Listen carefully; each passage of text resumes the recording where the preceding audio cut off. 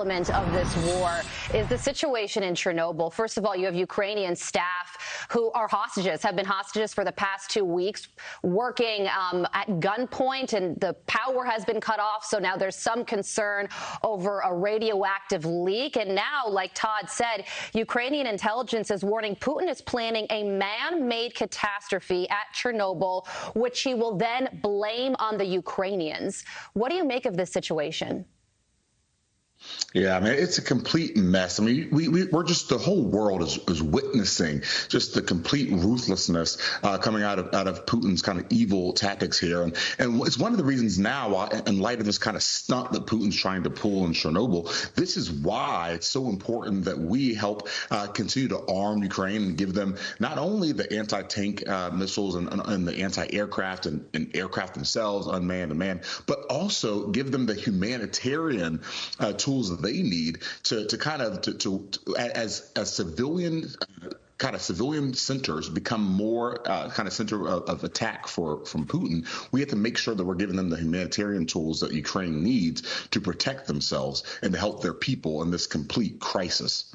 The intel says that Putin's forces would take the bodies of dead Ukrainian soldiers and pose them as saboteurs to accomplish the goal that Carly said, basically a pretext for what amounts to a nuclear holocaust to an extent. Plus, let's not forget about the potential to use chemical weapons as well.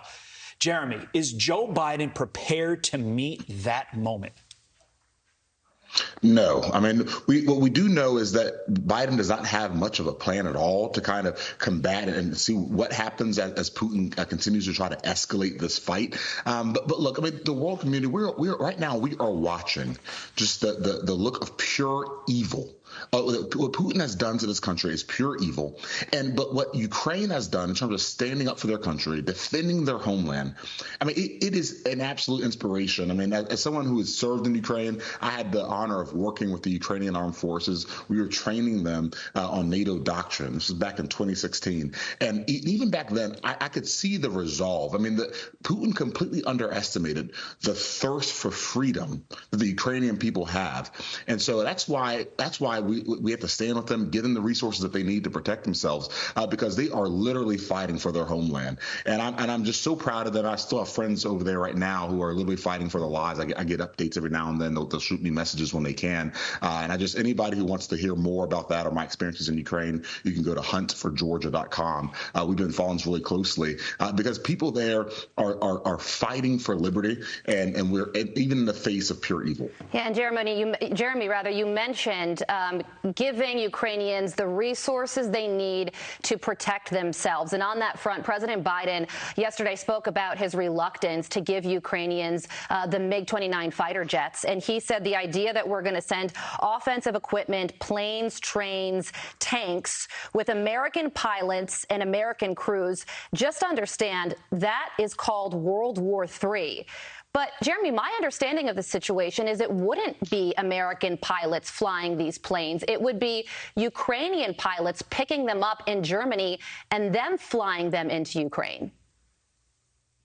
Yeah, I mean, you really have to kind of explore the options there. There are ways to get them supplies without actually putting American troops in harm's way and actually putting them on the ground there. There are ways that we can actually get them the tools that Ukraine needs to defend themselves. And that's ultimately what they're asking for. They're saying, look, just give us a shot. Give us the supplies that you have. Help us to defend ourselves. And there are kind of creative solutions that we can go to that do not have to escalate this or put American troops in harm's way. But unfortunately, what we're seeing out of the White House is just a failure to plan. I mean, and this has just been par for the course for the Biden White House. We saw this back with the Afghanistan debacle, and then unfortunately we're watching this unfold in Ukraine as well. Meantime, Jeremy, the Iran nuclear talks are screeching to a halt amid new Russian demands. Shocker that using Vladimir Putin as an intermediary is not working out. Shocker of all shockers. Look, the Russians want sanctions immunity. You know, the sanctions that we're putting on Russia for the situation in Ukraine. They want immunity from them. And it turns out even Democrats are united with Republicans against the president with regard to this Iran nuclear deal. How much of a self-imposed disaster is this for Joe Biden?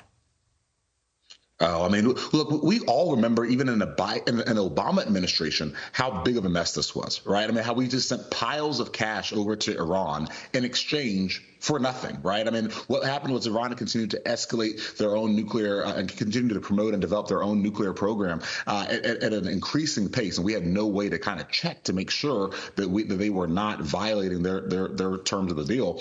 Well, now with this new Iran deal, this is the mess of the Obama era, but times two. It's even worse now because it doesn't even rectify the issues of the past, and now Biden is trying to send even more cash there. And of course, as we've seen, Russia can smell weakness on behalf of some of our so-called negotiators over there.